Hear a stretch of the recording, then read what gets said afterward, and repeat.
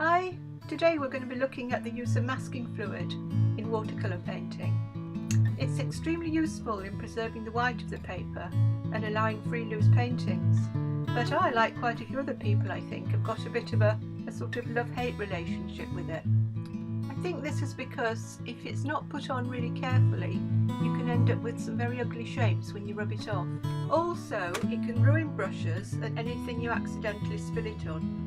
It doesn't last very long, going rubbery and smelly over time, and the lids can be a devil to get off. Hopefully I'm not totally put you off. If you watch the video, you can see how I tackle some of these problems. There are several ways of applying masking fluid to the paper, but over many years I've found that using a good quality small brush is really the best. Here's a selection of the ones that I use. You can buy special masking fluid brushes from various places, including the SAA, and I'll put a link in the description below. These are good brushes, they're quite inexpensive and they last quite a long time. The other two brushes you can see there are just a couple of my old brushes that have been used for watercolour in the past. If you use brushes that are too cheap, you'll find they'll only be useful for about one application of the fluid and then they'll go really hard, so it really is a false investment. I've got a little drawing here of some snowdrops and I'm using Winsor and Newton masking fluid. Other brands are available. I don't like the coloured ones because I find them very distracting in a painting. Some of the brands do blue and I think green masking fluid, and as I said, personally I don't like them. I like this sort of creamy neutral colour.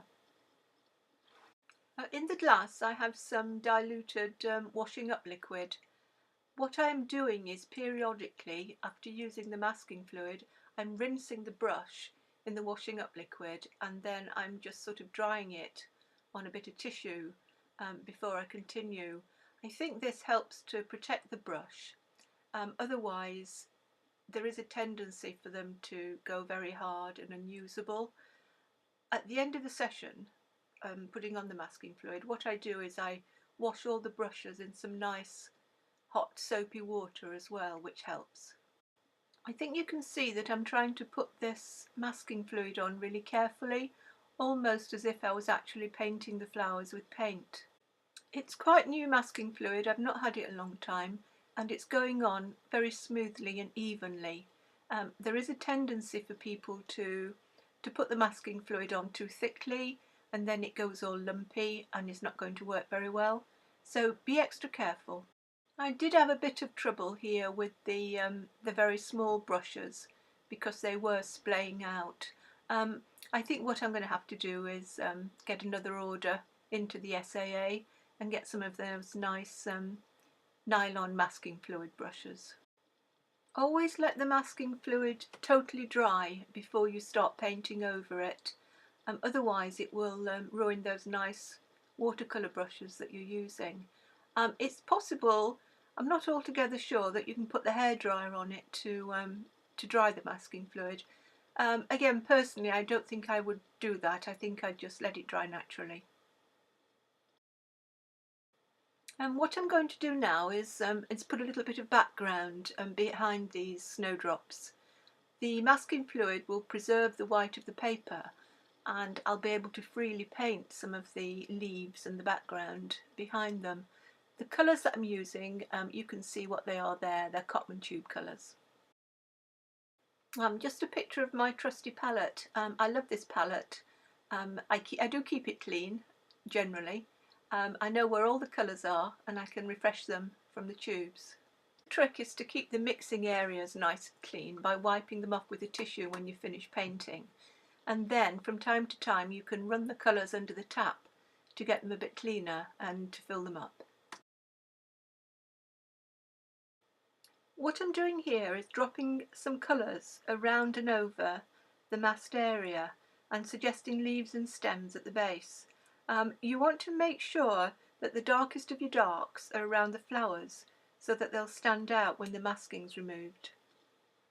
You can use any colours that you want for this, and it's a really nice idea sometimes to do several of things like this and to use different colours in each of the little sketches, so you can experiment with your colour mixing and what colours look nice together.